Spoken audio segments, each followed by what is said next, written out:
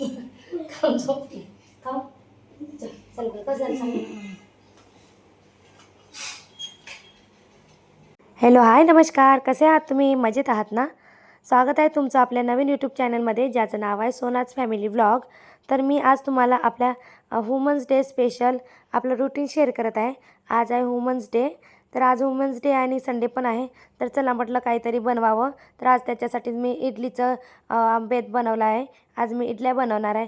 त्याचं प्लॅनिंग मी कालच करून ठेवलं आहे. तर आज मी सगळ्यांसाठी इडल्या बनवणार आहे.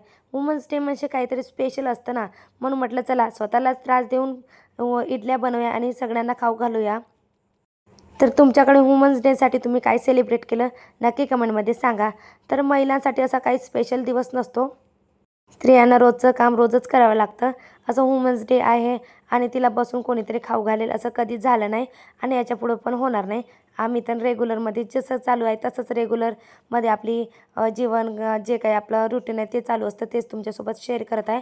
आज मुलांना पण सुट्टी होती, त्यांना पण खायची इच्छा झाली होती. तर चला म्हटलं चला बनवूया. तर याचं कालच मी जे काही होतं ते प्रिपरेशन करून ठेवलं आणि आज बनवायचंच होतं. तर आज करता करता थोडासा मला वेळच झाला आहे. कारण इडल्या म्हणणं सोपी आहे, पण त्याला करायला खूप वेळ लागतो. कारण इडल्या तुम्हाला इथं दिसतच आहे. मी सगळं बॅटर वगैरे सगळं कालच बनवून ठेवलं होतं आणि आज बरोबर ते फर्मेट झालं पण नव्हतं. म्हणून त्याच्यामध्ये मी थोडीशी त्याला स्पंजीनेस यावं म्हणून इनो टाकला आहे. ही माझी ट्रिक आहे. मी इनो त्याच्यामध्ये टाकतेच म्हणजे आपल्या इडल्या मऊशीर होईल. तर मी आता इथं टाकत आहे इडल्या. कारण उशीर होऊन गेला होता.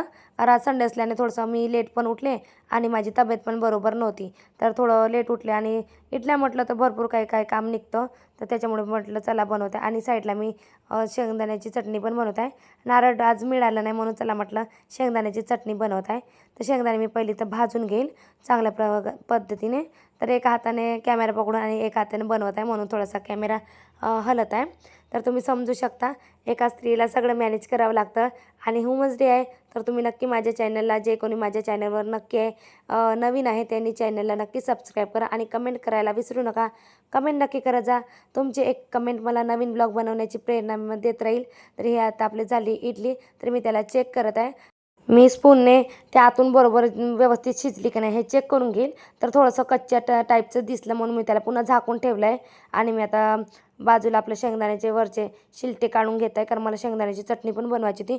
मुलांची गडबड, घरच्यांची पण गडबड चालू झाली आणि पण बनायचं काय व्हायचं काही नाव घेत नव्हतं आणि सगळेजण आता इडल्या कधी खाऊ आणि कधी नाही असं झालं आहे. कारण इडल्या भरपूर दिवस झाले आम्ही बनवलंच नाही म्हटलं तर 1 वर्ष तर झालेच असेल बनवण्यातच आलं नाही. कारण आम्ही इडल्या काही असं रेग्युलर बनवत नाही. खूप दिवस झाले होते बनवल्याच नाही.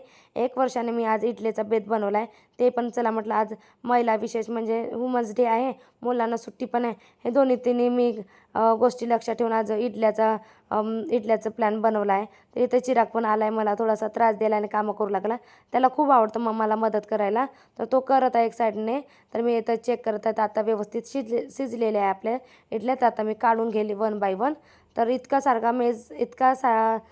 इतका मेस निघाला होता किचनमध्ये किती सांगावं. भरपूर काही गोष्टी सगळे भांडे पण खराब झाले होते आणि इडली म्हणायला सोपं आहे पण भरपूर भांडे पण निघतं आणि काप पण भरपूर वाढतं. आणि इडली बघू शकता, इडली इतकी सुंदर निघली होती, अजिबात आतमध्ये चिपकली नाही, काही नाही. बघू शकता 1 नंबर इडल्या निघल्या आहे आपल्या. तिथे तुम्हाला समोर दाखवत पण आहे कसे आहे. आणि स्पंजीनेस तर इतकं आलं होतं, मला वाटलं होतं की व्यवस्थित आपलं ते आंबवलं नव्हतं तर कसं काही निघेल, पण खूप सुंदर आणि स्पंजीनेस पण मस्त आला होता. तर चिराग बघू शकता, चिराग आणि मीने तर स्टार्टिंगलाच खाऊन बघितलं कारण खारट कसं काय झाली त्याची टेस्ट. तर छान झाली होती. तर मुलांनी तर कोऱ्याच खाणं चालू केल्या होत्या, त्यांना आता कधी खाऊ ना कधी नाही असं झालं होतं. तर मी म्हटलं तुम्ही कोऱ्या पण खाऊ शकता कारण चटणीला आणि सांबारला वेळच होता म्हणून मुलांनी खाणं चालू केलं होतं. तुमच्याकडे महिला दिन कसा सेलिब्रेट करते नक्की कमेंटमध्ये सांगा. तर आम्ही संध्याकाळी बाहेर पण जेवायला जाणार होतो. आमच्या घरच्यांनी म्हटलं होते की आज संध्याकाळी आपण जेवण करायला जाऊ. तर जेवण करायला संध्याकाळी जाणं होईल की नाही होईल ते माहीत नाही. ते तुम्हाला नक्की शेअर करेल जाणं झालं तर. पण आज सकाळी माझ्या मागे इतकं कामाचा वाढवून घेतला आणि मी स्वतःच की भरपूरच. कारण इडल्या म्हटलं तर काही उरकण्यास झालं आहे मला. इथं मी चटणी कशी बनवायची ते तुम्हाला सांगते. तर मी शेंगदाण्याची चटणी काही नाही सिंपल पद्धतीने बनवते. मी शेंगदाणे घेतले, वरचे त्याचे पूर्ण शिलटे काढून घेतले.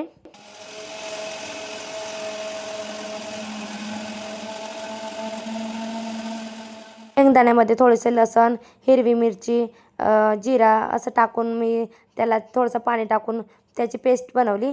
आज नारळ नाही मिळालं, ओलं नारळ नाही मिळालं, नाही तर ओलं नारळ पण टाकले असते.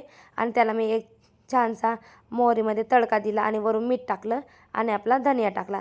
अशा पद्धतीने मी शेंगदाण्याची चटणी बनवली. तर खायला इतकी टेस्टी झाली होती ना, काय सांगू, मस्त झाली होती. इथं जाऊबाई पण आता मदतीला आल्या आहे. त्या पण आता बाहेरचं काम त्यांचं झाल्यानंतर मला मदतीला आल्या आहे. कारण बाबा पण आले होते जेवण करायला. आता जेवण आणि नाश्ता सारखाच झाला आहे, कारण टाईम दोघांचा पण एकच झाला आहे. माझा नाश्ता आणि जेवण आज एकच होईल.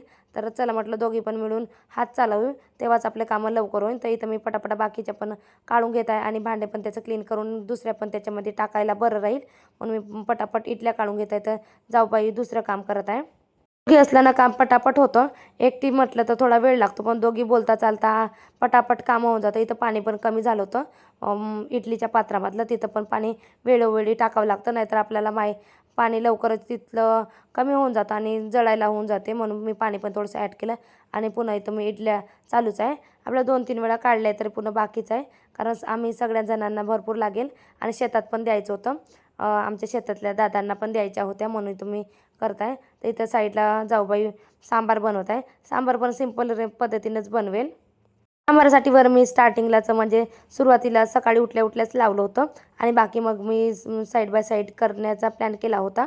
तिथं जाऊबाई वाचून बघत आहे काय आणि काय नाही, कशा पद्धतीने बनवायचं. तर कोणाकोणाला इडल्या आवडतं नक्की कमेंटमध्ये सांगा. मला तर इडली खायला खूप आवडतं.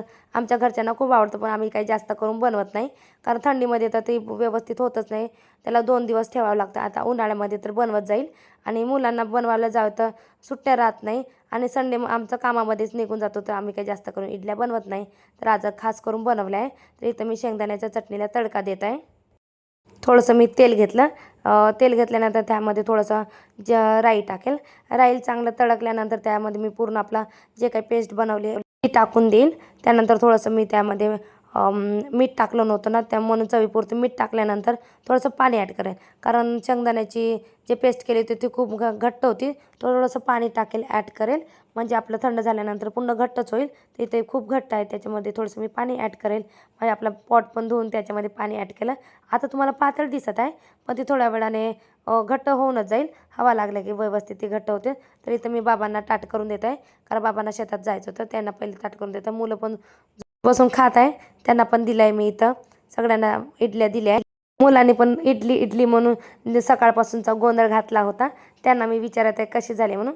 मुलांनी तर अप्रूव्हल दिला आहे. तर तुम्हाला हा ब्लॉग कसा वाटला नक्की कमेंटमध्ये सांगा. भेटूया नेक्स्ट ब्लॉगमध्ये. Tata bye.